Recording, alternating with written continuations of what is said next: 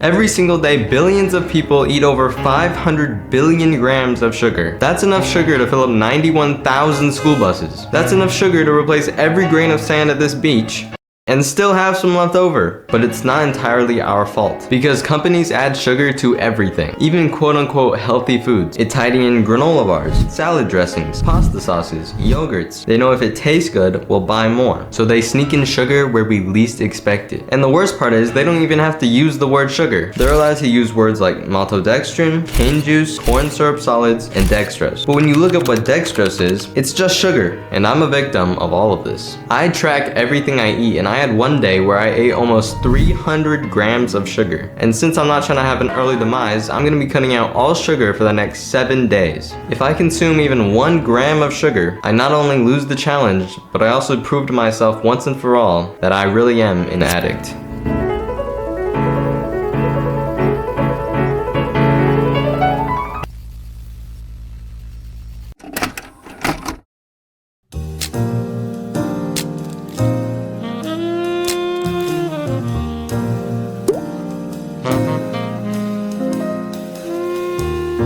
I'm eating on the floor in my room because it's the only quiet place in the house right now. You can probably hear the baby. But for the first meal, we have grapes, 3 eggs, and some oatmeal. I feel like I need to clarify, when I say no sugar, I mean no added sugar. So any natural sugar is fine. Honestly, I prefer to eat like this. I'm just too lazy to make this every morning. It's so much easier to just pour a bowl of cereal, and it takes 30 seconds. Obviously no side effects yet, but I will keep you updated. Since we're on the topic of side effects, here's a few I can be expecting. Fatigue, headache, trouble sleeping, anxiety, food craving, depressed mood, irritability, nausea, mood changes, bad breath, concentration issues, dizziness, sugar cravings. So that'll be fun. For dinner, I just have to eat whatever my mom makes, which turned out to be this. This was sad. Day 2, I was too lazy to make anything, so I literally lived off snacks the entire day. I was just looking at my calories for the day, and I didn't even hit 1,000 calories. I did weigh myself at the beginning, and I was 132 pounds. I do expect to lose some weight. Ideally, I don't want to drop beneath 128, because losing 4 pounds in a week is not good. That's not good at all, actually. So tomorrow I need to make a conscious effort to eat as much food as I can. Hopefully I can get it over 2,000 calories, because my maintenance is around like 2,500, but that's just not realistic for the amount of food I'm eating. But last time I checked, I don't think we had a lot of food left, but I will let you guys know. Day 3, and we have no food. So time to go to the store. You wouldn't believe how much sugar is in some of these products. I mean, 37 grams of sugar in a Red Bull, 12 grams of sugar in 1 pack of fruit snacks that you know has like 5 gummies in it, and 2 grams of sugar per yogurt pretzel, and 220 grams of sugar in a 2 liter of Coke. And don't even get me started on the granola. But then I came across the worst aisle of them all. The candy aisle, where all of my money goes to disappear. I could practically hear Abraham talking to me. Just do it, no one will know. The first effect is fully kicked in. Sugar cravings, and they're bad. It's only day 3 and I feel like I could put down a dozen jelly-filled donuts right now. I don't even like jelly donuts, but I need something sweet and I need it right now. So I decided to make some cookies, and I let Kira help, so since she helped, I'm gonna let her do the voiceover for this part. So first we have to clean up this mess, then we need to really smash the butter until it's completely flat. Yeah, just keep smashing it. And then you're gonna crack an egg on someone's forehead. And then you're gonna put a lot of honey. Yeah, just put the whole bottle, and then just put some vanilla extract, and then you're gonna put some dry ingredients in there and mix it up to make some good stuff. And then you're gonna put some sugar-free chocolate chips, and then you're gonna wash your hands really quickly with the cookie dough. Make sure your hands are all clean. Just like that. And then you're gonna make sure it's sticky, and then you're gonna try to make cookie dough balls, but it's a little sticky. See how sticky that is, and now we're gonna put it in the oven, and we're gonna just sit there and wait.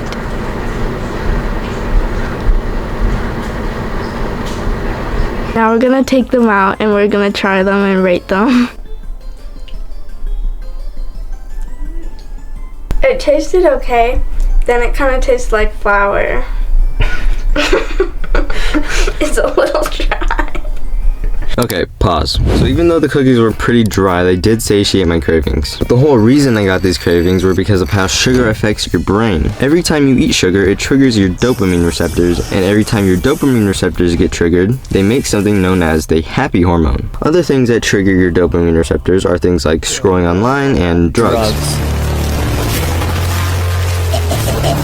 But basically how it works is you eat sugar, your dopamine receptors make happy hormone, which it likes, so it makes you crave more sugar so that it can keep making more and more happy hormone. I just got hit with every side effect in the book today. I have a pounding headache, I'm once again craving sugar, I'm very moody, I am not a fun person to be around right now. So to take my mind off all of that, I'm going to be making a steak. I've never made a steak before, so I don't have high hopes for this, but I patted my steak down, probably more than I had to, put some salt and pepper, threw some water in a pan because I saw a chef do that once. Then I slapped my steak in there. Then some weird goo started coming out. What's up with that? Then I flipped my steak, threw some butter in there, and did the thing I saw the chef do on TV.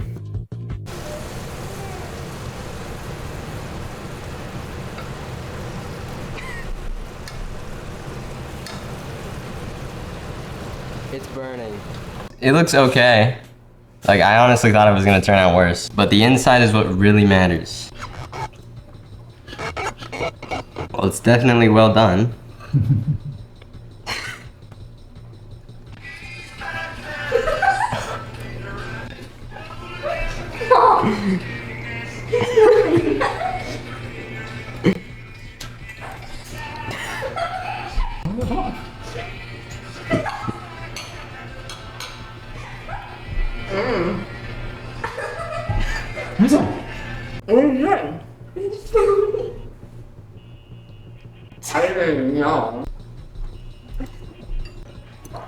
It tastes good. It's just really, really tough to chew. You can put butter on boot and it would taste good. Well done. But not in the way that you want to hear. I woke up on day 5 feeling particularly unmotivated, but I have cardio to do. So to help me get it done, I've decided to use some motivation.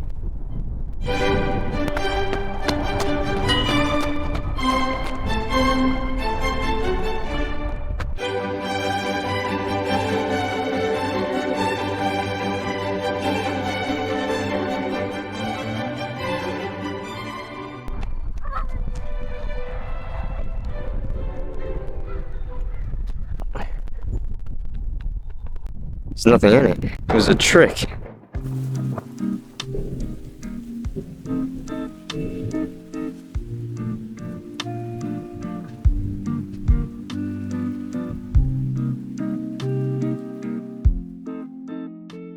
Day 6 was a lot of driving that I won't bore you with, but I was still eating all sugar-free snacks, like this all-natural dehydrated mango and Gatorade Zero. But it's important to remember that just because this doesn't have any sugar does not mean it's healthy. Just one of the 2 artificial sweeteners in Gatorade Zero is sucralose, a synthetic zero-calorie sweetener about 600 times sweeter than sugar, with effects like endocrine disruption, which is a disruption of hormone production, heat instability, which is when the sucralose gets exposed to high temperatures, like, you know, inside a stomach. The sucralose can break down and release harmful compounds.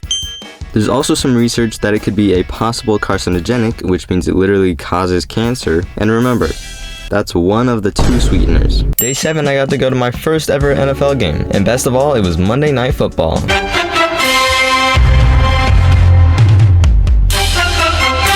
Honestly, just being at the game was so fun that the outcome wouldn't have ruined it, even if we lost. My dad really enjoyed himself.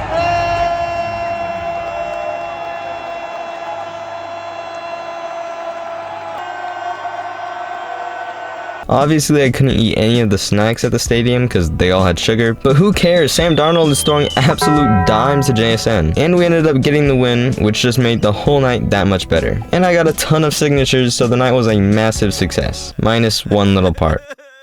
But we're not gonna talk about that. Also, one little thing I should mention is that on day 7, I had no side effects whatsoever. Like, they literally all went away. So do I think you should try this challenge?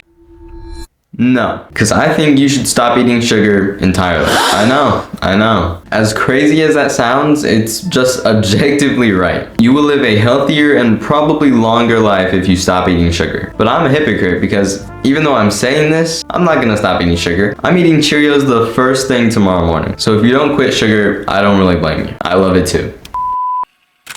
Sugar.